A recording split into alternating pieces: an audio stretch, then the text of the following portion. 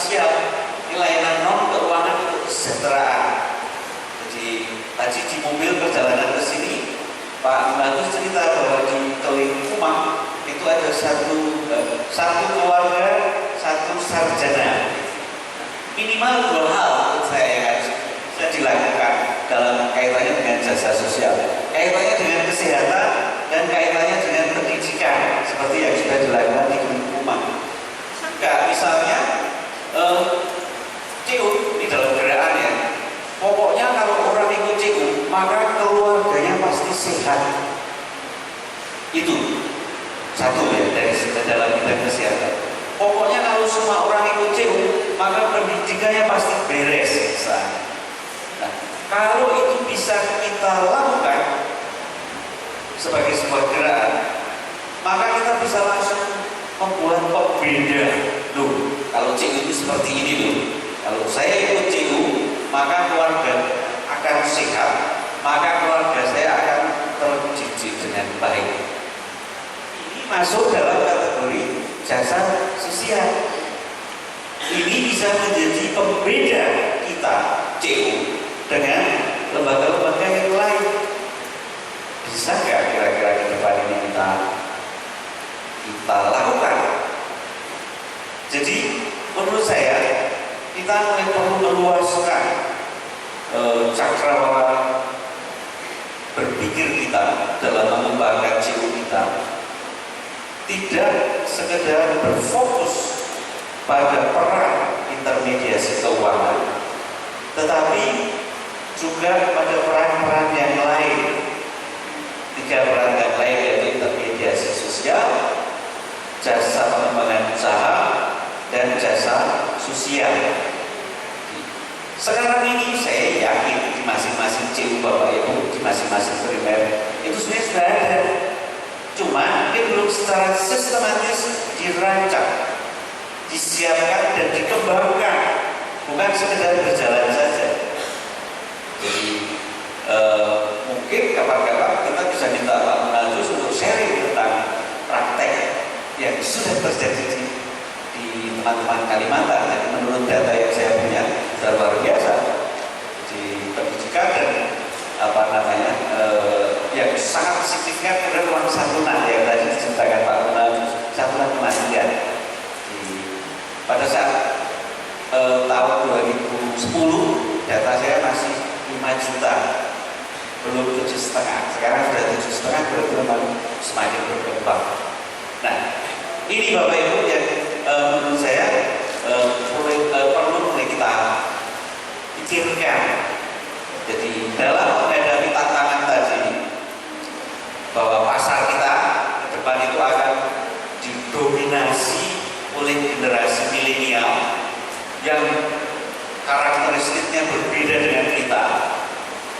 Kemudian di sisi yang lain, zaman menuntut perubahan. Jadi sekarang ini sedang terjadi revolusi industri yang tadi semuanya nanti akan dilingkan, dikaitkan dengan internet. Kayak tadi periksa kesehatan oleh gadget di rumah, dokter tahu, dokter membuat resep, kemudian apotek tahu-tahu nanti obat ke kita, duitnya kan dipotong dari rekening kita. Ini harus menjadi pertimbangan bagi CU dalam merancang upaya pengembangan dirinya ke depan. Nah, yang perlu dicatat agar CU sustainable, maka adopsi teknologi saja tidak akan cukup menarik. Jadi karena teknologi itu, walaupun tadi saya katakan bahwa anak milenial itu begini-begini, tidak hanya yang milenial, kita yang generasi E, Y atau bahkan baby boomers pun pengen juga belajar teknologi. Artinya apa? Teknologi itu bukan khusus untuk milenial, tapi juga semuanya. Artinya jangan kita hanya mengadopsi teknologi saja, itu nggak cukup. Kemudian media sosial itu berperan penting dalam komunikasi. Bagaimana saat ini ya dalam era revolusi industri 4.0, kita CU-CU itu mempertimbangkan ini bagaimana sih supaya kita bisa memanfaatkan media sosial untuk pengembangan CU kita. Jadi sudah apa belum? Mungkin ada yang sudah, tapi saya yakin banyak yang belum. Jadi kalaupun ada kan sekarang paling-paling CU punya akun Instagram, CU punya akun Facebook, CU punya akun apapun, tetapi tidak pernah di-maintain, tidak pernah dimanfaatkan dengan baik. Bahkan, kalau itu sebenarnya bisa menjadi negatif. Jadi coba Anda perhatikan nanti, yang punya web, diingat-ingat kapan terakhir diupdate datanya. Tuh. Demikian juga Facebook, kapan terakhir diupdate datanya. Demikian juga yang lain. Jadi kita boleh berpikir bahwa bagaimana kita bisa memanfaatkan dengan baik. Jangan malah ini menjadi weak point, titik yang melemahkan kita. Wah, ini hanya bisa membuat aku tapi tidak bisa memelihara, tidak bisa memanfaatkan itu. Kemudian fokus pada pricing strategy tidak akan menjamin menang dalam persaingan pasar. Seperti tadi saya sudah sampaikan ya, tidak akan mungkin kita itu menang kalau dalam hal jor-joran tingkat suku bunga. Dan itu memang bukan bidang kita. Artinya ini perlu kita perhatikan. Jangan fokus pada pricing strategy saja. Banyak hal di luar itu yang justru akan memperbesar peluang kita untuk memenangkan persaingan pasar. Seperti tadi yang saya sampaikan, kaitannya dengan 4 peran CU tadi. Jadi nilai CU dan 4 peran CU itu menurut saya menjadi plus point bagi CU ke depan. Kalau itu bisa kita perkuat, kemudian kita bisa temukan strategi-strategi untuk memanfaatkan teknologi tanpa meninggalkan tadi nilai-nilai dan peran CU yang sangat bagus, maka peluang kita menang ke depan akan sangat besar. Nah, ini juga masih catatan, kita perlu beradaptasi dengan perkembangan zaman. Artinya apa? Kita harus mengenali pasar dengan baik. Siapa yang akan menjadi target pasar kita? Tadi ada 3 hal yang disampaikan Pak Gunardus. Siapa anggota kita? Bagaimana mereka dilayani? Dan satu lagi tadi sama. Jadi kita harus cermat. Siapa yang akan menjadi anggota? Kemudian apa produk unggulan? Apa produk unggulannya? Ini kan harus memenuhi harapan pasar. Ingat bahwa kaum milenial itu suka yang praktis. Mereka kadang tidak memperhatikan, oh ini yang produk ini yang menyediakan, yang menyelenggarakan CU. Bagi mereka nggak penting ini penyelenggaranya siapa, tetapi bisa diakses, praktis, aman dan seterusnya. Ini yang harus diupayakan. Dan kemudian yang terakhir, bagaimana mempertahankan nilai CU.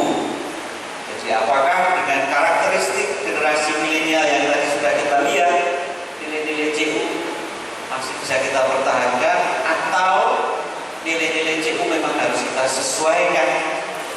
Jadi menurut saya kita tidak perlu menutup mata. Suatu saat nilai juga mungkin berkembang. Kita harus cermat dalam melihat itu. Nah, jadi ini hasil diskusi dengan teman-teman primer juga. Jadi kalau CU mau going digital, mau mengadopsi teknologi digital, apa yang sebaiknya atau apa yang mungkin perlu disediakan CU? Yang pertama, melakukan edukasi digital melalui campaign digital secara berkelanjutan.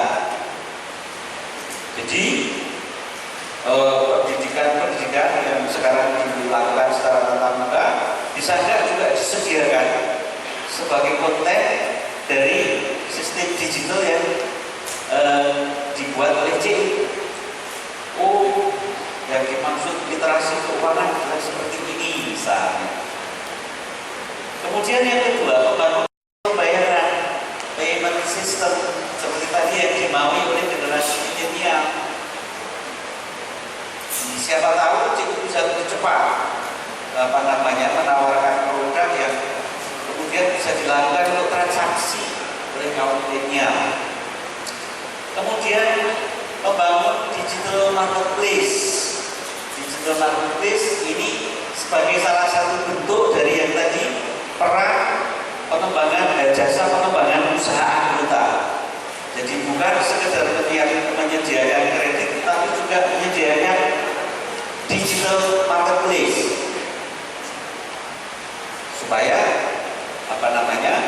anggota menjadi lebih punya kesempatan untuk memperluas jaringan pemasarannya. Kemudian merawat loyalitas anggota melalui layanan personal assistance, gimana supaya ada tetap ada sentuhan personal. Sentuhan personal itu misalnya begini, tadi misalnya ada yang disebut payment system. Ini digital ya, kita berhati-hati ya, ini belum ada. Berhati-hati, misalnya seorang anggota CU mau belanja, ternyata uang yang harus dikeluarkan itu cukup banyak. Nah, kemudian langsung sistem ini memberitahu, ini banyak loh, ingat saldomu hanya sekian misalnya. Ini kan sentuhan personal. Bank belum melakukan itu. Bisa nggak CU membuat teknologi yang seperti ini? Jadi sistem langsung di personalize,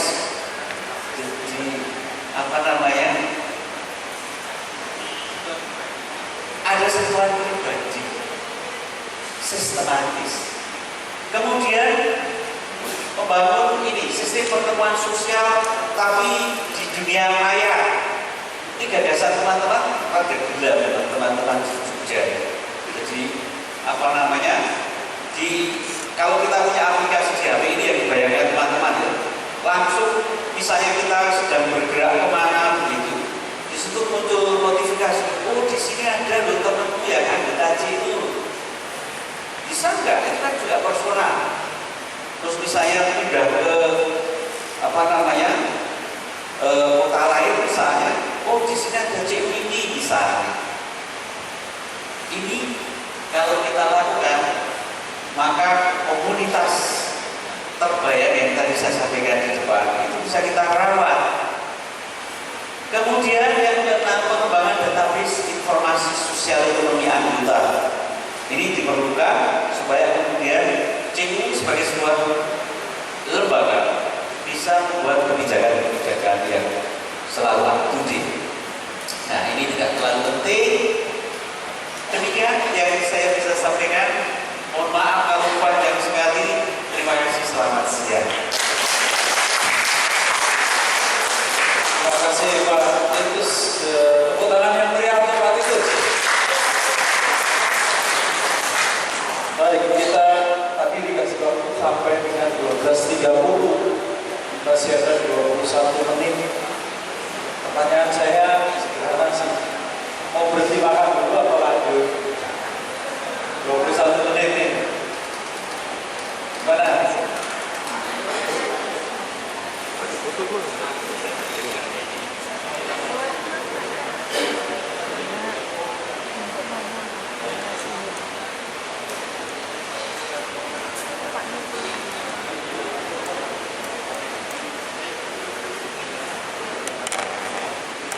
Gimana, logistik sudah siap?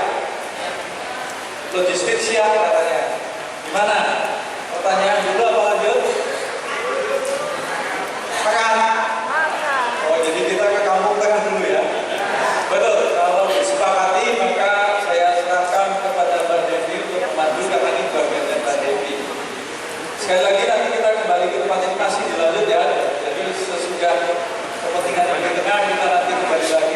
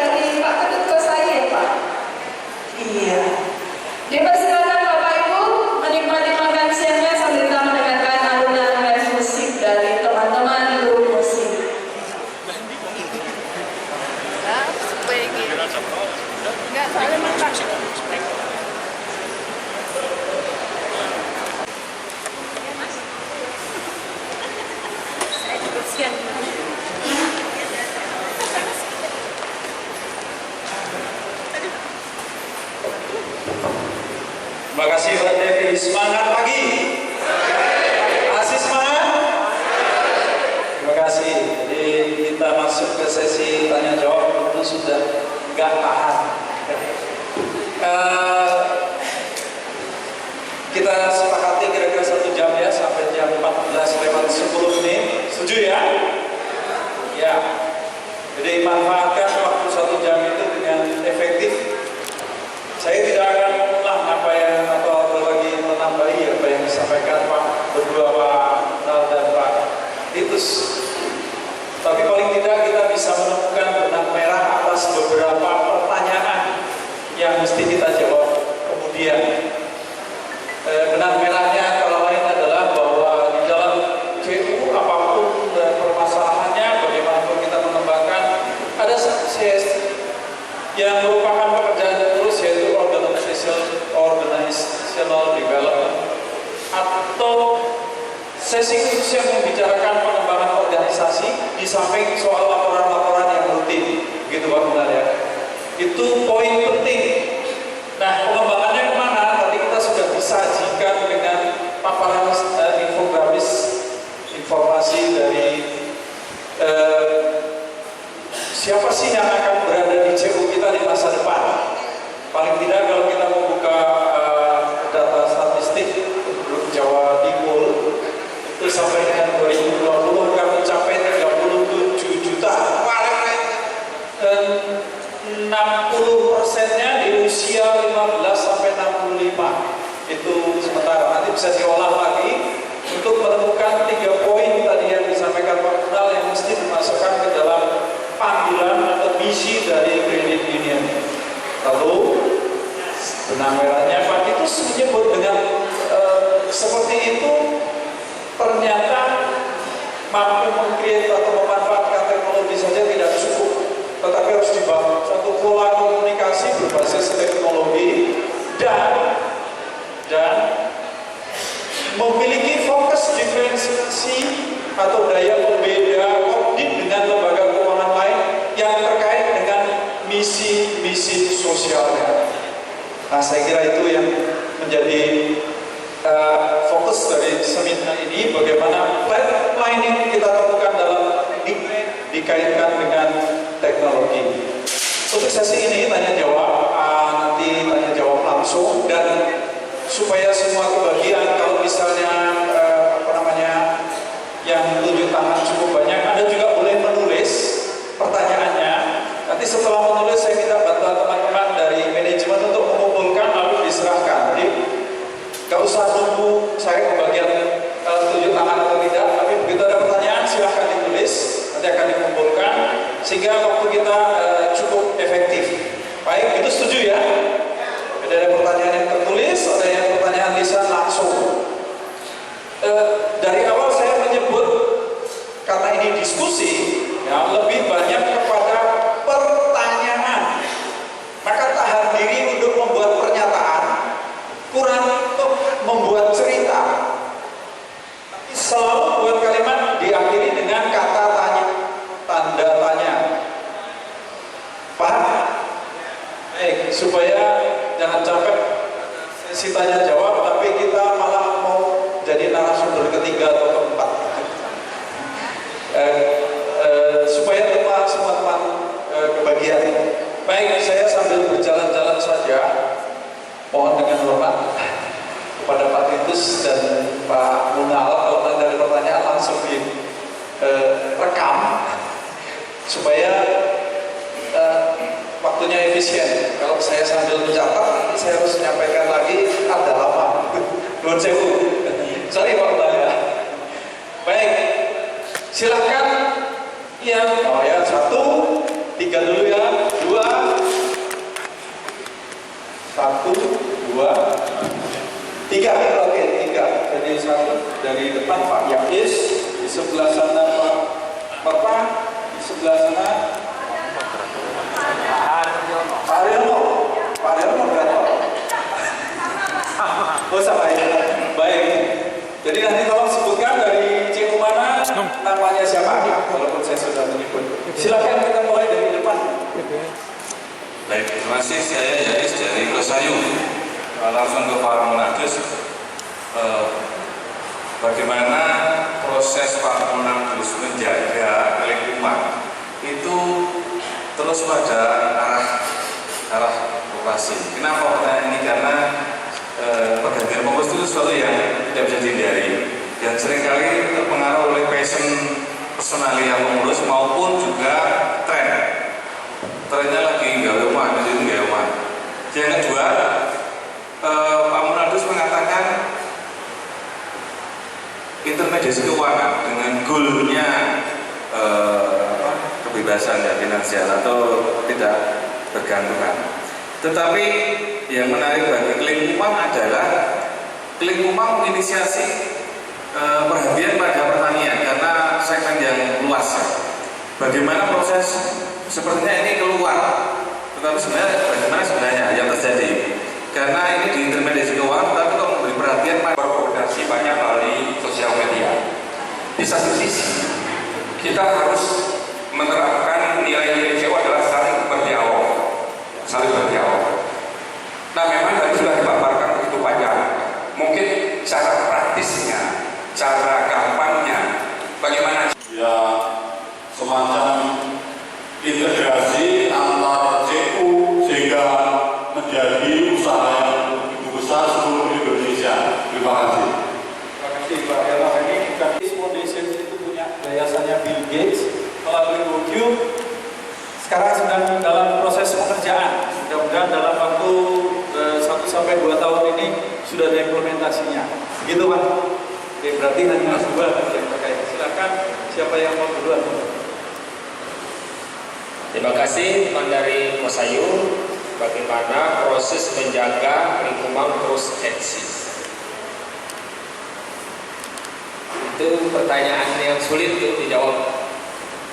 Tapi faktor yang paling menentukan adalah succession planning. Jadi rencana suksesi.